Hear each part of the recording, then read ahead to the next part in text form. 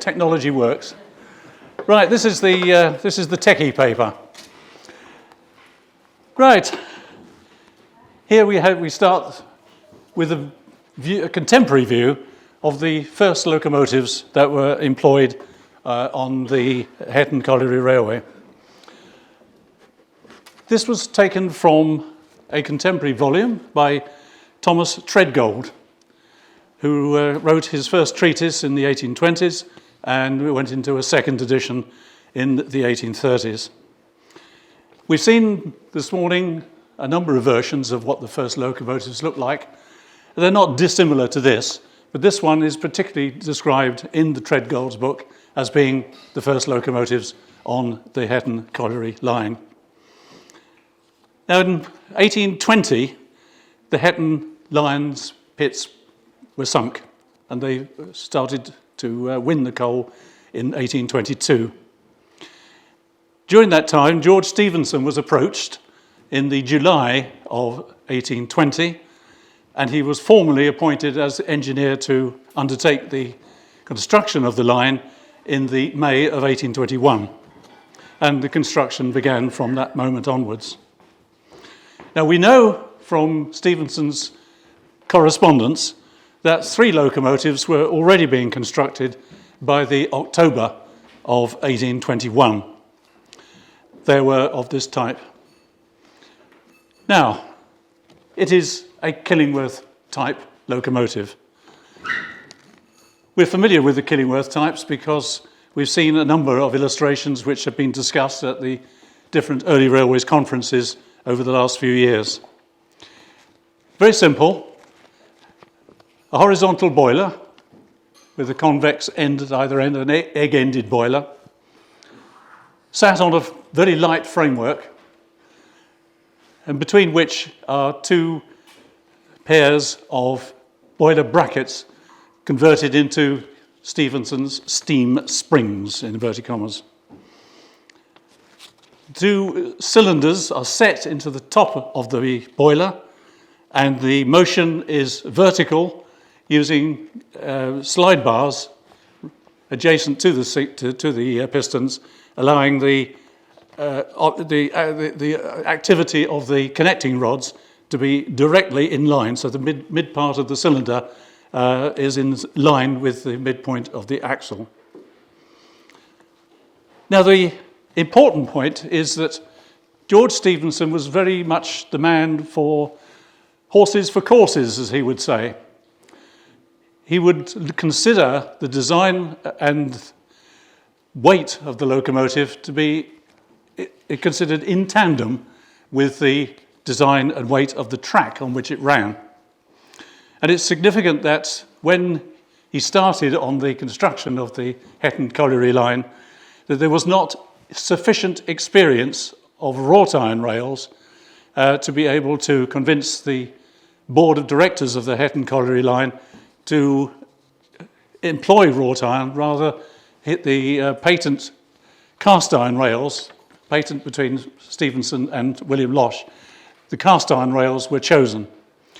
And it was well understood by Stephenson that weight of the locomotive would therefore become a very important part of the design specification. So what you have here is a locomotive which is not just a Stephenson type, but it's a very small and, more importantly, light version of the Killingworth type. So the preceding engines made at Killingworth were somewhat larger and heavier. Now, we're told that the vital statistics of these first engines were that the wheels were just 3 feet 2 inches in diameter. The boiler itself was 4 feet diameter and 8 feet long, with the cylinders of 9-inch diameter and 2-foot stroke. Now, we're pretty certain that the two additional locomotives were made in the following year or two, and that they were, we strongly believe, the same design as the light locomotives illustrated here. Now, this morning we had an illustration of that large 6-wheeled locomotive being the drawing associated with the heading of the Hetton Colliery line, the steam elephant. But that steam elephant is almost certainly a previous design of locomotive employed elsewhere, which had been used on the Hetton Colliery note paper. The reason being it was available. You didn't have to draw another locomotive. So we're not at all sure that was ever employed on the Hetton line. In fact, the fact that the George Dodds issued a valuation of the locomotives on the line as early as 1823-24, then as the valuation was £2,500, a nice round figure, which is quite simply 5 locomotives, each of £500, which strongly suggests that the locomotive was in fact all of a similar layout, similar design.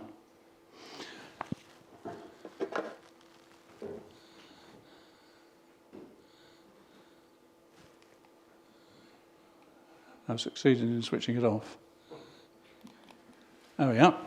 Right. This is the second slide. Now, you'll recognise the basic slide as being one that Colin Mountford employed for his paper in the Early Railways 3 conference. And superimposed over it in the darker colour is a line which my colleague Peter Davidson and myself superimposed on his drawing to try and understand from the Ordnance Survey the precise alignment of the Hetton Colliery line. For the most part, it's exactly the same as Colin's, but when you come to the western part there, you'll see that the gradient is much more shallow. And it would seem that the Ordnance Survey suggests that the gradient of that end of the line between the collieries and the Copt Hill bank foot is much kinder for locomotive operation than perhaps Colin's line has assumed. So the locomotives, all 5 of them, were employed first of all between Hetton Main Colliery to Copt Hill bank foot, and also later on from Ellymore and Eppleton Colliery as well, which joined in there. Now, what their duties was to marshal the wagons for coal loading at the different pit heads, forming them into trains, assembling them, and then running them to the bottom of the bank at Copt Hill. But also, in addition, to begin with, as we heard earlier this morning, the operation between the 4th incline engine and the top of the Staithes bank was also locomotive work to begin with, but the locomotives could not keep up with the demand. It's worth concentrating on this question of the volume of coal which was being transported at that time. In between 1842 and 1852, the traffic for London and coastwise around the British Islands, there was an 87% increase in coal movements to 6 million tonnes per annum. This is a vast quantity of coal being moved from the East Durham coalfields down the coast, and there was, in addition to that, a further 2.3 million tonnes which was exported. So we are talking about some extraordinary movements of coal, which is why they needed the 5 locomotives. It was a very, very busy line.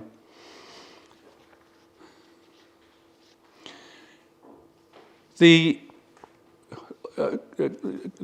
author, T.Y. Hall, who wrote quite a lot about the operation of the northeast coalfields, he wrote that those collieries that produced the best of the household coal of the present day, namely LYON's Hetton, Eppleton and Ellymore, the best quality coal. It was very high quality indeed, and therefore hence the great demand and hence the great tonnages that were being moved.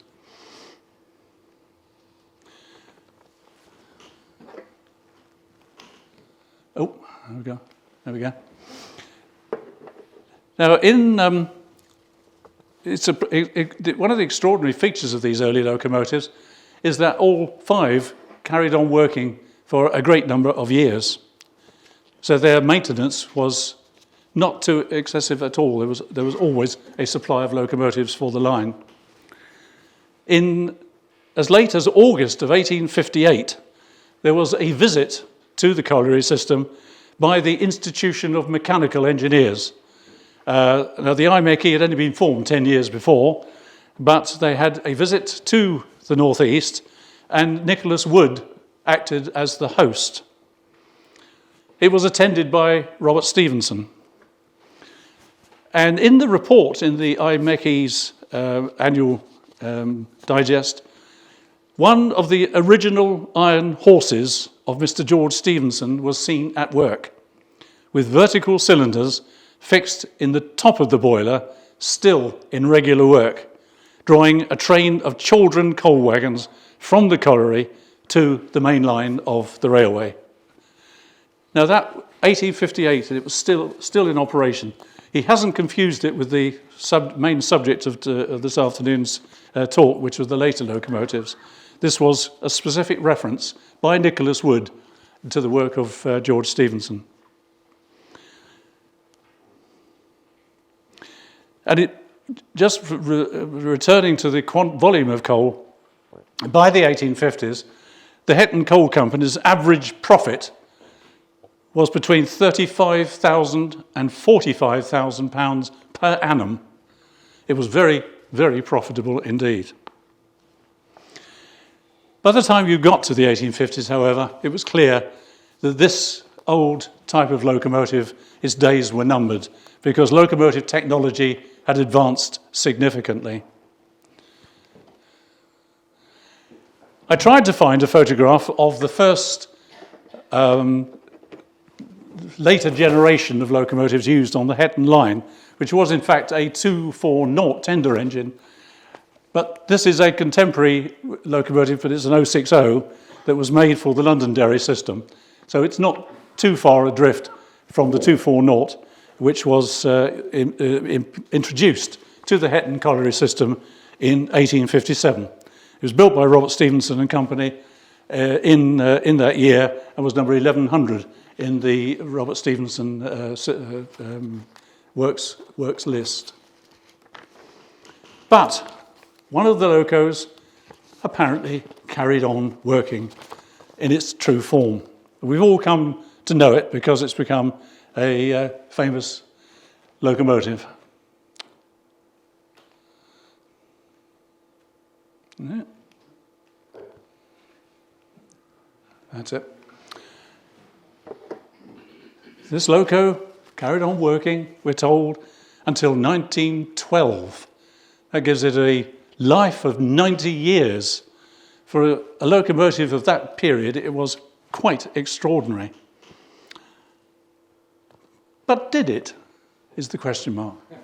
Or have we been hoodwinked at some point? Well, what happened in 1902, the locomotive was retired, or it was proposed to retire it from service.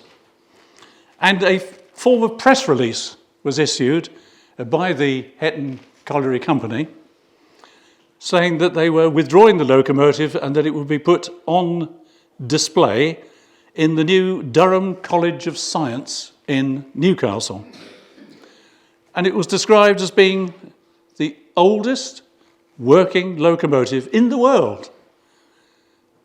Now, this is a label which so many people latched onto. Once you start talking about oldest or tallest or biggest or shortest, people latch onto that label. And so an awful lot of people communicated with the Hetton Coal Company and said, I'd like to come and see it before you withdraw it, please. And it became so famous, and there were so many articles written about it in the trade press, the railway press, the national press, the local press, that it gained extraordinary momentum. And so we know an awful lot about it because of all these visits. Now, on the bottom here is a strapline, the oldest working locomotive in the world at Ellmore in Hetton. And that was added on between 1902 and 1912. Some of the articles were written in America as well as in this country, so it became internationally famous.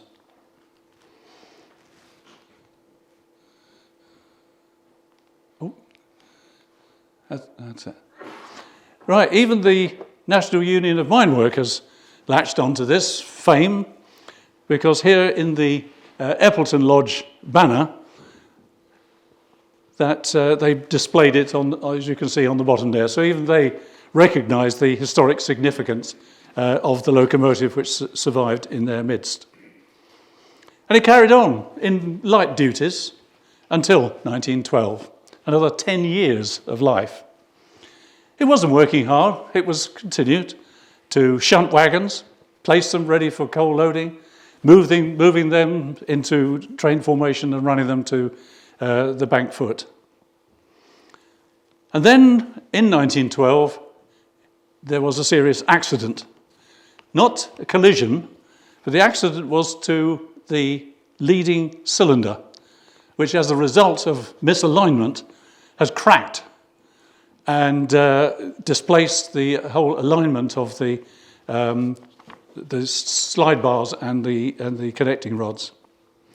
And so it was decided at last that the poor thing had had its day, and for all intents and purposes, one might have assumed that it would have been scrapped.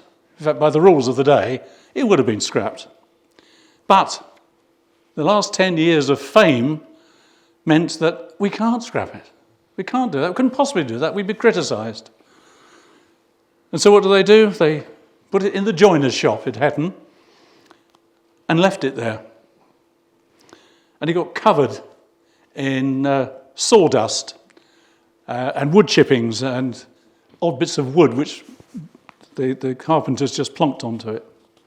And it stayed there year after year, all the way through the First World War. Now, of course, in the interim, the Lambton and Hetton Collieries Limited Company was formed.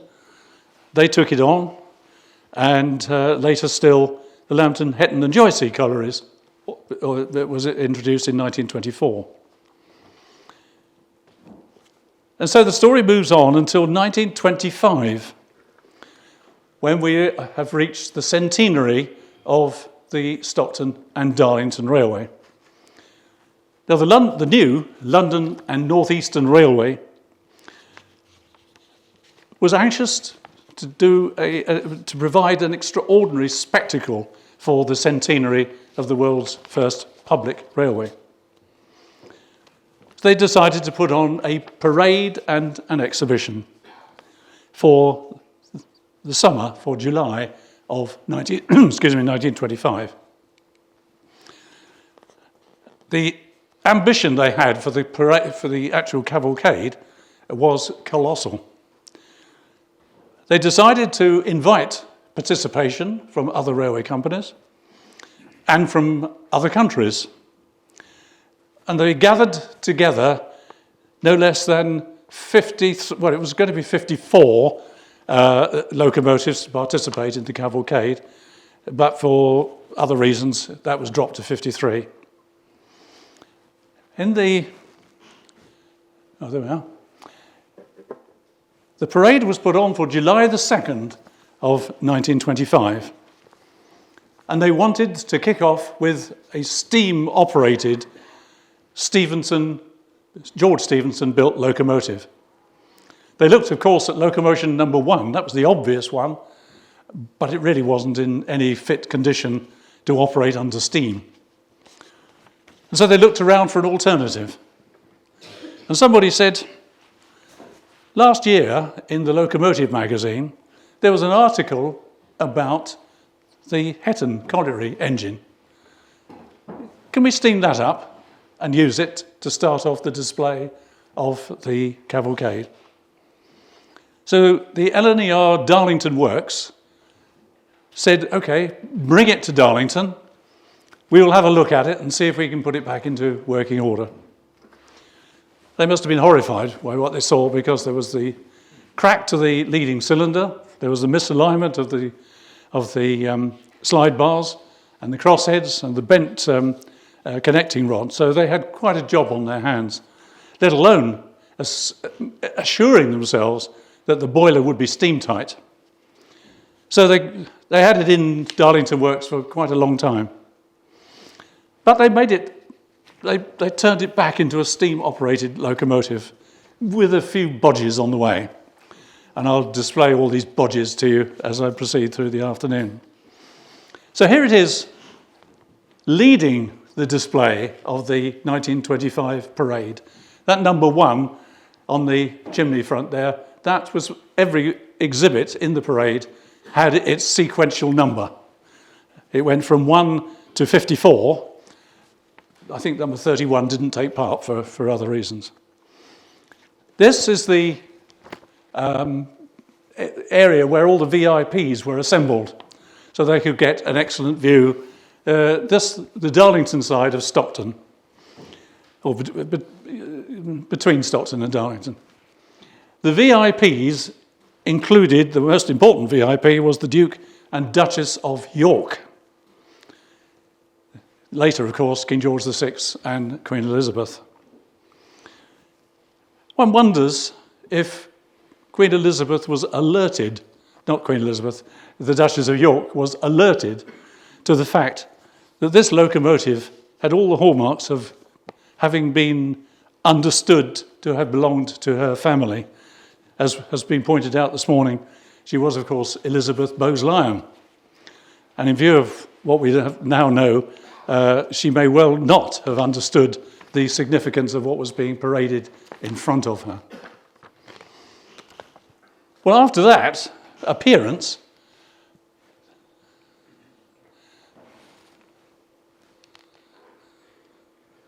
there we go. After that appearance, what do you do with a locomotive that's been patched up, put back into steam? Do you then throw it away and scrap it? Oh no. You've gained so much fame and everybody loves the engine, you can't possibly throw it away. And so when the LNER created its new museum in Queen Street in York in March of 1926, this was a natural candidate to be one of the exhibits there. So it was taken in to York in that month and remained there until, well, after the Second World War in 1948, when the railways were nationalised and it passed into the ownership of the British Transport Commission. That in turn passed to the British Railways Board in 1962. It then went, well, on the closure of Queen Street, it was passed over to the Beamish North of England Open Air Museum on long-term loan. It was actually formally acquired by the National Museum of Science and Industry in 1978, and then finally moved from Beamish to the Locomotion Museum in Shildon on the 1st of April 2019. This was where my colleague Peter Davidson and myself come into the picture.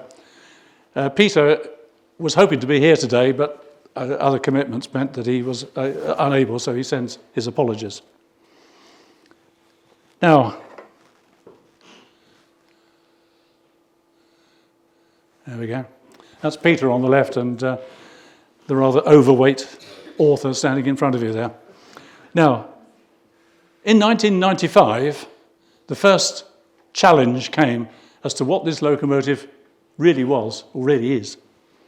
Michael Rutherford, writing in the Backtrack magazine, said, are we really seriously believing that this locomotive was made in 1822 by George Stephenson and that it survived until 1912? So that was left as a floating question, unanswered. And in 2001, Jim Rees, giving a paper to the Early Railways 2 conference in Manchester, also threw down a challenge, giving us some hints at the fact that there were members of staff of the Hetton system who'd written in letters and kept diaries and other notes challenging the fact that the locomotive that had been preserved in 1902, between 1902 and 1912, had actually been one of George Stephenson's locos, or whether in fact it was newly built. Again, the question was left hanging. And so when the opportunity came for myself and Peter to have a close examination of the locomotive, then, of course, that opportunity was readily grabbed, and the pair of us spent a good few fascinating months considering every component of the locomotive and considering where the component had come from. Had it been on the loco from day one? What was the component made of in terms of material? What were its dimensions?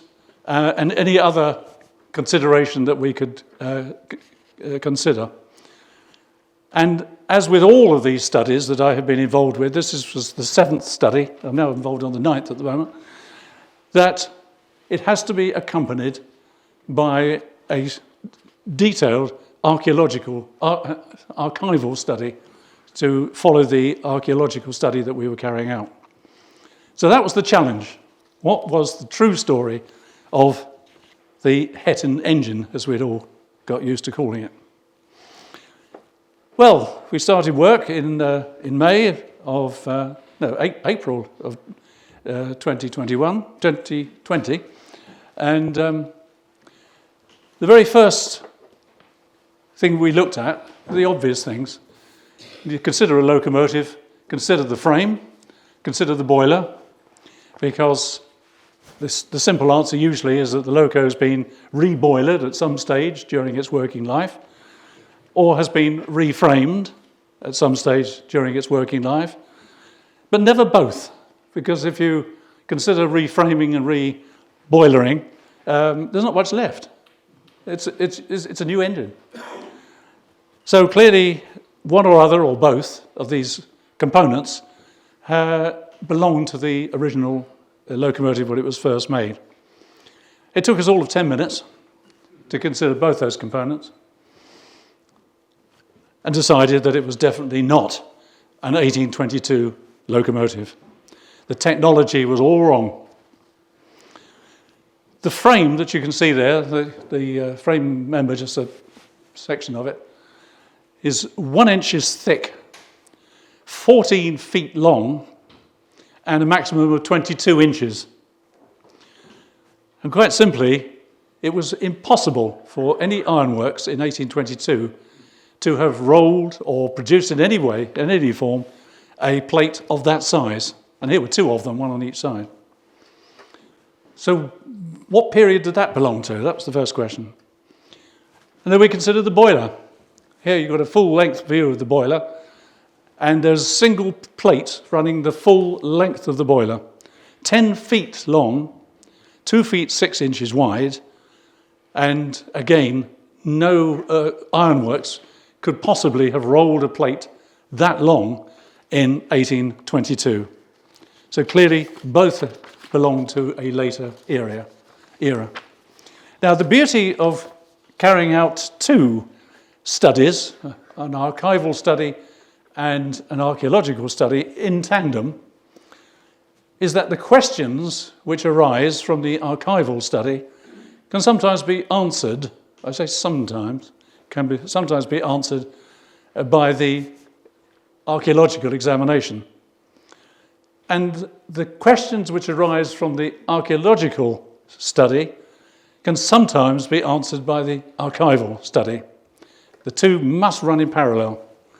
And very often the answers to your questions are revealed, and very often 10 times the number of questions are raised by both of them being in contradiction.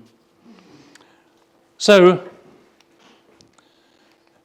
let's go back. Whoops. There we go. We come to the story of the Consett Ironworks,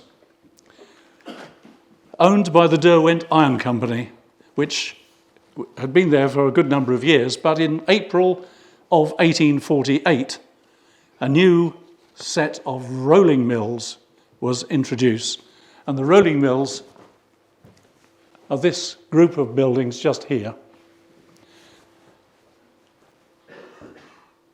And we're blessed with a newspaper report which tells us that in that month, April 1848, when they started rolling, quotes, "The longest plate of iron ever manufactured in this district was rolled, 14 feet 3 inches long, weighing 1 ton, 200 weight, 1/4 and 11 pounds.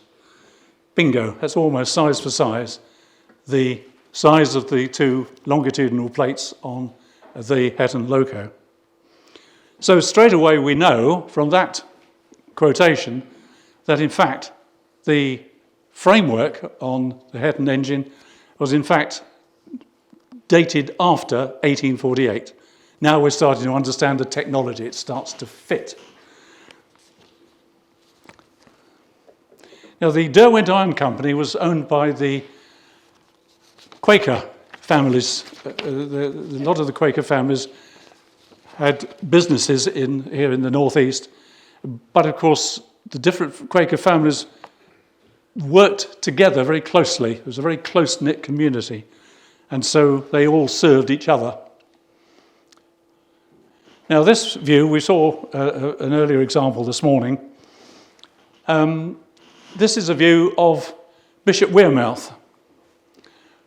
And if I can get the red, there we are. Up here is Warden Law, and down there is Hetton Colliery. And the Hetton Colliery Railway ran down here, round the corner, and down to the Staithes at Bishop Wearmouth. We've seen that this was the glassworks, the Hartwell glassworks, but this is the site which interests us now. This is the Bishop Wearmouth Ironworks. Now the ironworks was again owned by the Derwent Iron Company, the Quaker group. And we learn from the archival research that 3 locomotives were made at that time in the late 1840s and early 1850s, and the components were made here at the Bishop Wearmouth Ironworks from components from the iron plates that were rolled at the Consett Ironworks down the road. So this is where the new locomotives start to appear. There were 3 of them, not 1, 3. The names were named after the landowners under whose land the Hetton Coal Company won its coal. Now, this is a nod in the direction of the landowners who, were paid royalties. And they named after, the 3 names were LYON, LYON, of course, named after John Lyon, who was the landowner under whose land so much of the coal from the Hetton system was won. The second one was Lady Barrington, again a landowner, an important landowner in her own right, again under whose land coal was won by the colliery. And the third loco was called Fox, which I believe, and the indicators are quite strong, that it was George Fox, again a landowner under whose land the coal was won by the Hetton Coal Company. Now sadly, one of the locomotives blew up in 1858, in December of 1858. Now this was a very sad case because not only was the driver killed, but so also was his 10-year-old son, who'd been sent by his mother with his father's tea to keep him going whilst he was on duty. And he was caught by the blast. Now, personally, I like a good accident. Not because I'm insensitive and not upset by the terrible stories of death and maiming and so on, but because the story is written down. There was a coroner's inquest, which then told us a great deal about the circumstances under which in this case, the Lady Barrington had been made as the second of the 3 locomotives. And it tells us exactly who made the 3 locomotives. And of course, this is where the information about the Bishop Wearmouth manufacturing capability was also given expression.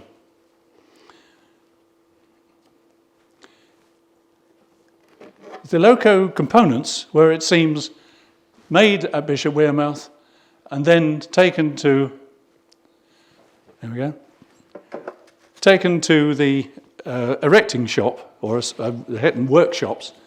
Now, John showed us this illustration this morning, and I'm grateful to John for showing it to me during the course of our study. But apparently the 3 locos were assembled here in the Hetton workshop. The components were from the Bishop Wearmouth ironworks, from wrought iron rolled at Consett. So thus we can now say they weren't replicas, because replicas followed the same design, or as near as the same design as their originals. But they were locomotives made in the same form as the originals, but with modern materials and the design features, unlike those of 1822. This raises the whole question of why they were made. Now, John has recently received a notification from a chap who believed, David Young, I think his name, John, who believed that the locomotives were made then, but made to be able to use some of the components of the 1822 engines as turn and turnabout, so they were interchangeable. That sounds quite reasonable until you come to investigate that likelihood. And I'm afraid it is not possible. And I'll explain why it's not possible as we proceed, because there were too many changes of technology which had taken place. And so we're left with this notion that the drivers, the firemen, and the fitters at Hetton were so adept at keeping these locos running. Why introduce new technology when the old technology worked perfectly well? Which is a great pat on the shoulder to George Stephenson's Kenilworth type. So let's take you through, component by component, the locomotives, the Hetton locomotive itself. As I was saying, it had a wrought iron frame, and this is side and plan views of the frame. You can see the extent to which it's had to be cut from a 22-inch wide piece of wrought iron to be able to make that form for the horns. It's a very sizable framework, a very heavy piece of framework, but there are no cross members at all. No cross members because the distortion that you normally get from horizontal piston action, that side-to-side movement, wasn't there because the piston action was vertical. So that's a good reason for simplifying the whole of the design of the frame, is by having that vertical, persevering with the vertical piston action.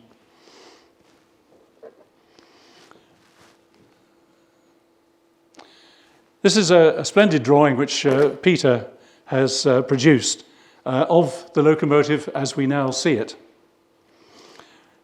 The boiler is half the length is the flue tube, which is in fact the firebox. That's a round firebox. And the front half is a nest of tubes.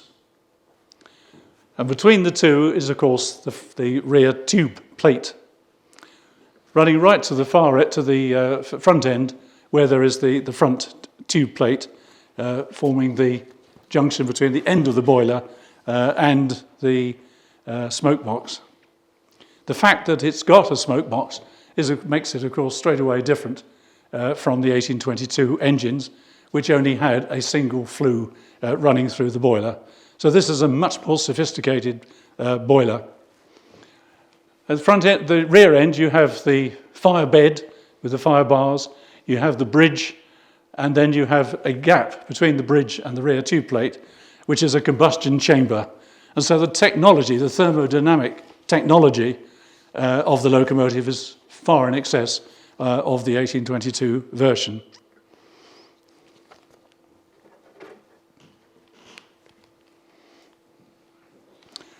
Now we can peer inside the boiler.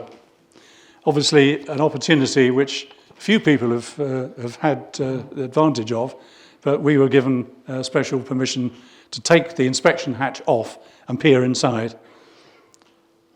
Bottom left, you can see the corner of the round firebox and the beginning of the nest of tubes, and in between is the rear tube plate. And then stretching forwards is the nest of tubes to the front tube plate. The boiler stays, again, are not of 1820s vintage. They are very much of latter-day vintage. The stays from the front tube plate to the side of the boiler. In other words, the front tube plate is braced to the side of the boiler with palm plates. So you can see here, there's the stay, and this is a palm print that is riveted to the side of the boiler. That, again, was 1840s technology.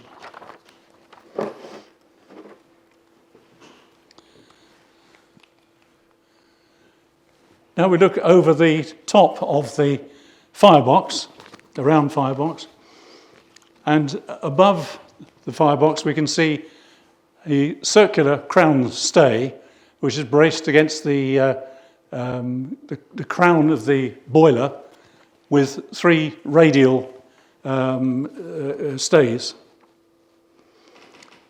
And again, the rear tube plate is braced against the side of the boiler, and here is the palm stay on the side of the boiler.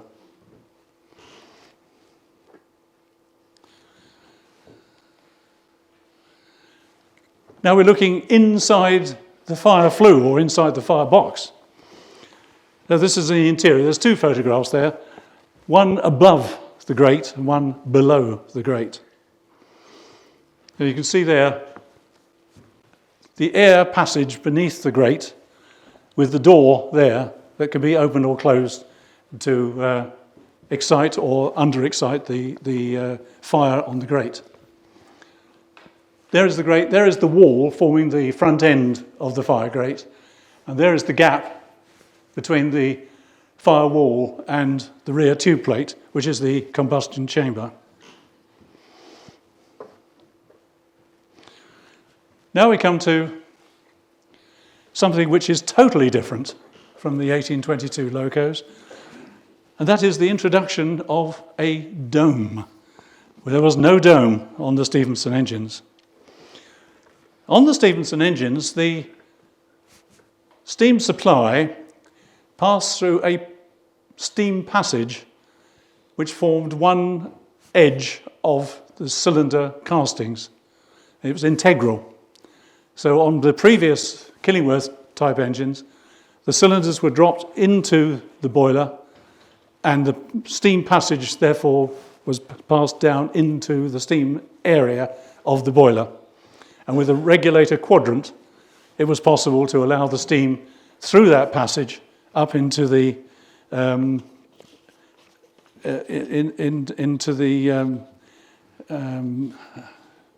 the cylinder block. Now here, with this locomotive, we've got this newfangled idea of a dome. There it is. This is looking up through the boiler and up into the dome. You can see there that the steam is allowed to collect within the dome, and here is the steam pipe through which the steam is directed from there up into the regulator chamber. And inside there is the regulator valve itself, a conical valve just inside there.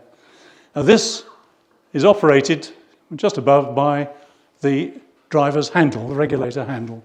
So he just simply rotates that, and this opens and closes the conical regulator valve, which allows then the steam to pass backwards to the rear cylinder and forwards to the front cylinder, quite unlike the previous George Stephenson locomotives. So when David Young tried to explain that some of the cylinders were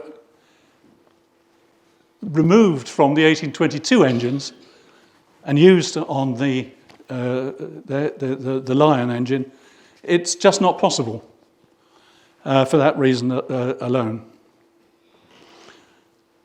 Also on there is the, you can see the safety valves, which are behind these extra, from this whole reservoir forms for the safety valve just there and another one just there.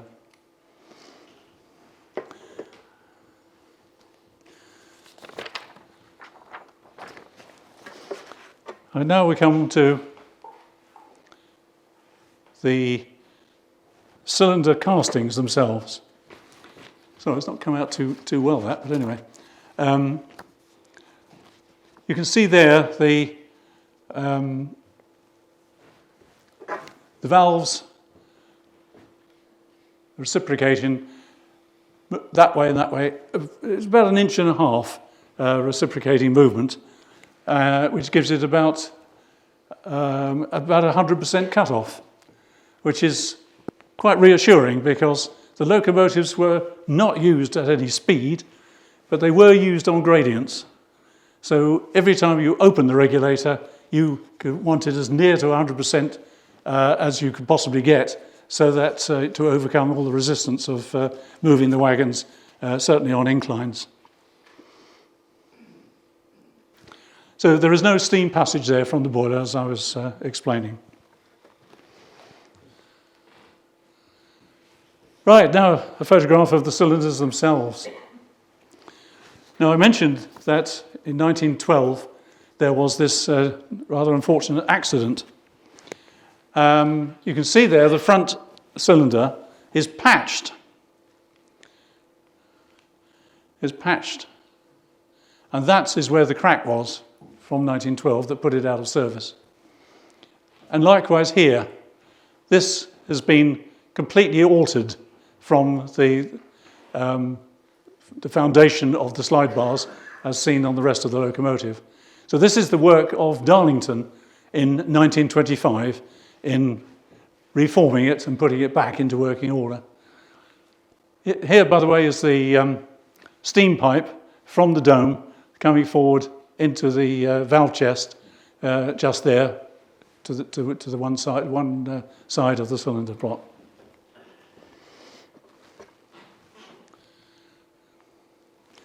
Now we come to the exhaust pipes. On the right-hand side of the loco is the exhaust pipe, first of all taking the exhaust from the rear cylinder, passing and collecting the steam from the front cylinder and carrying the waste steam down here with a sharp angled bend just here, we are on this photograph, and then ejecting it up the chimney. This arrangement here, again, very much reminds me of 1925, and it doesn't really smack of anything before then, so Darlington Works have worked its magic there as part of the resumption of steam. Right, the valve gear itself, always the intriguing part of the examination of any locomotive.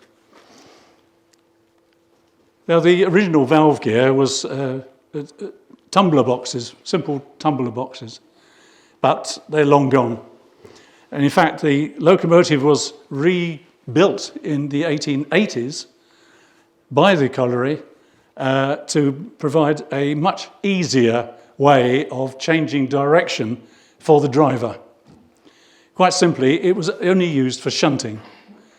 And the more you could make it easy for the driver, the better it would be. A side view and end view of the valve motion. Always difficult to see at a glance, but the important thing is that the front valve chest, sorry, the front valve was driven by the front axle, and the rear valve was driven by the rear axle.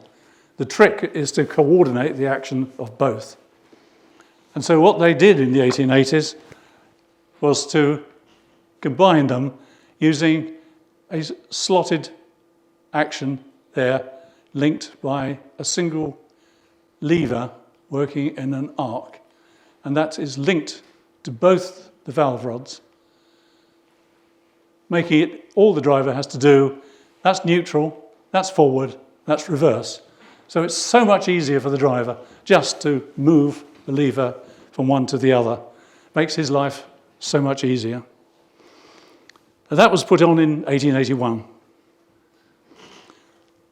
And then, of course, just to finish the story, by the movement of the valve rod changed the rocking shaft there and here, and adjusted the action of the valve within the valve chest itself. So it's a very simple way of carrying out the driver's duties. And just to see it at first hand, here is the side of the locomotive, which you may have looked at and pondered over, because it takes a bit of understanding. But behind, there is that arc, and behind there is the valve change lever. There's the reverse, there's forward. And behind, there's a linkage, which would, that's the linkage there. There's the rod which rises right up and alters adjusts the rocking shaft at the top. I'd like to say that was simple, but it never is to understand it just at a glance there. But I'd be pleased to answer any questions if they arise. Moving now on to the drive motion. Now, it's also been suggested that the drive motion was a further opportunity for the components of the locomotives, the old locomotives, that could be substituted and used on the new locos. This is getting a bit desperate now, because connecting rods are connecting rods. They're very often used to bend and break and were replaced anyway. So whether or not this provides any motivation, I doubt it. Anyway, the connecting rods are linked with parallel bearings. And in 1822, they did not have parallel bearings. They, in fact, had... it seems to go on A1. Now, I was going to show you a photograph of the spherical bearing, which we had good sight of on the Killingworth Billy locomotive. Anyway, I'll leave it there for the time being. Now, I was going to show you a photograph of Killingworth Billy, which is in the Stephenson Railway Museum on North Tyneside, which does retain its spherical bearing, and that provides a useful comparison with the parallel bearing that we just saw on LYON. The wheel sets that we can see here, that's what's on LYON now. They are definitely post-1849. It's very difficult to say precisely when these wheels were made. They are, in fact, 3 foot 7 inches in diameter, so they're 5 inches diameter larger than the original ones anyway. But that's of minor importance. But this is very much a latter-day type wheel that's been employed. Wheels were changed all too frequently. And then we have a latter-day axle box and spring set. Again, most unlike anything from 1822. This is a strong spring set. It may not belong to 1849. It may very well belong to it any other time during the career of the locomotive. And likewise, the design of the horn and the bearing is really latter-day practice. So it's been modified during the course of its career.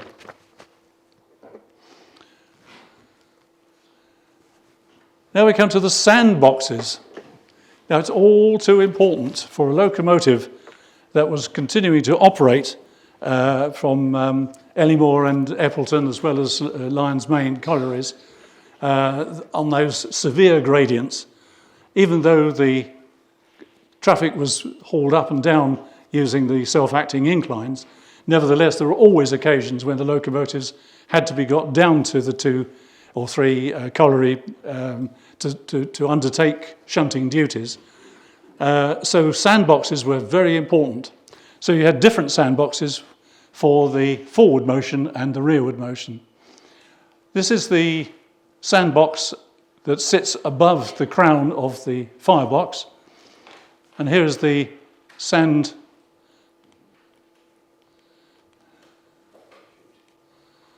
There's the sand pipe going down there, and a similar one on the other side, which provides sand to the rear of the rearmost driving wheel set, which allows the locomotive to gain traction going in the reverse direction. And here we have one on each side, 2 sandboxes, which allow sand to pass to the front of the front wheel set, allowing good traction when going in a forward direction. And it was in the crew's interest to make sure that those sandboxes were filled up at every opportunity to make sure they always had good traction when working. What about brakes? Just as important as sand, brakes are very important, both as parking brakes and also for ordinary braking purposes. The braking handle is here, operating in this conically shaped housing. The rod passes all the way through down to here, and this rod here has a trunnion, a threaded trunnion. So as you rotate that, the trunnion rises and falls along that threaded rod there. And that applies, by mechanisms, applies through to the brake blocks on each of the 4 wheels. So it was simple, but it worked.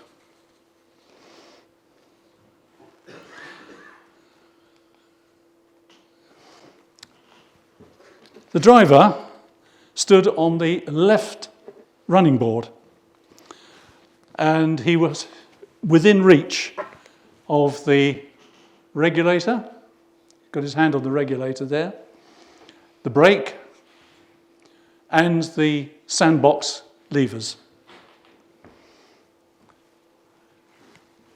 This photograph was taken in 1925.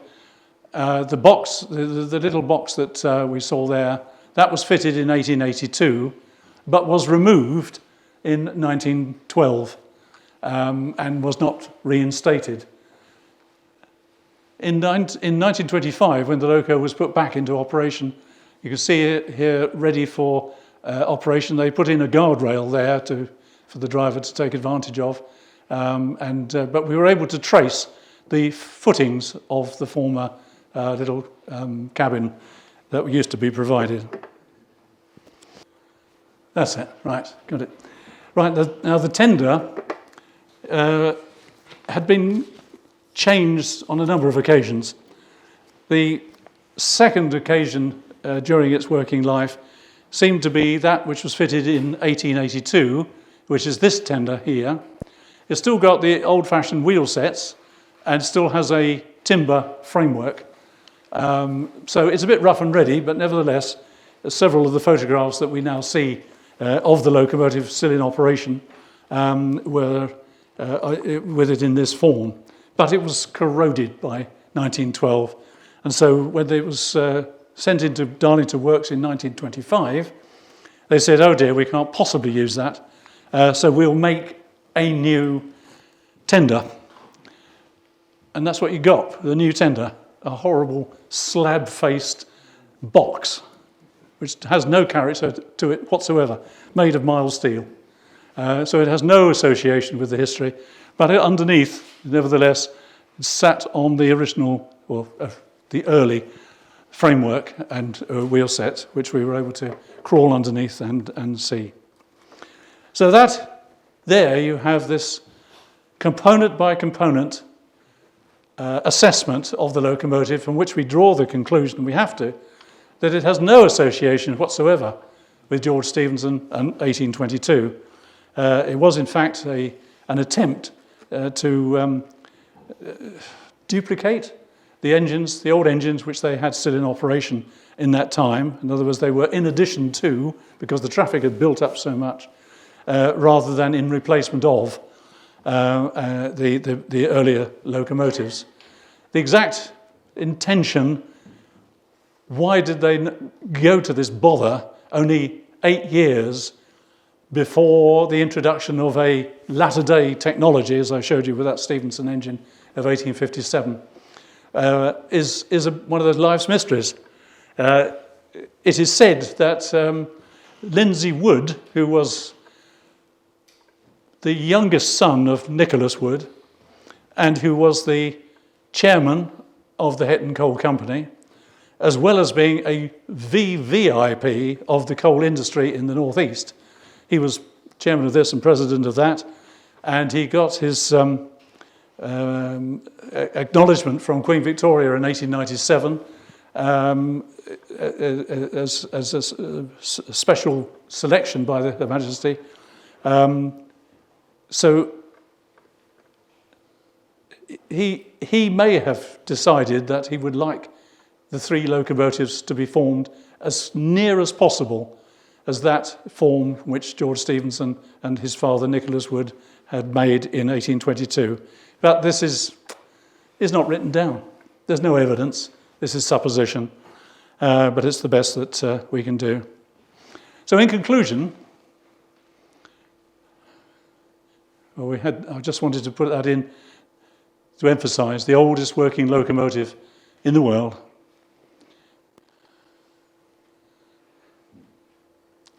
There we go.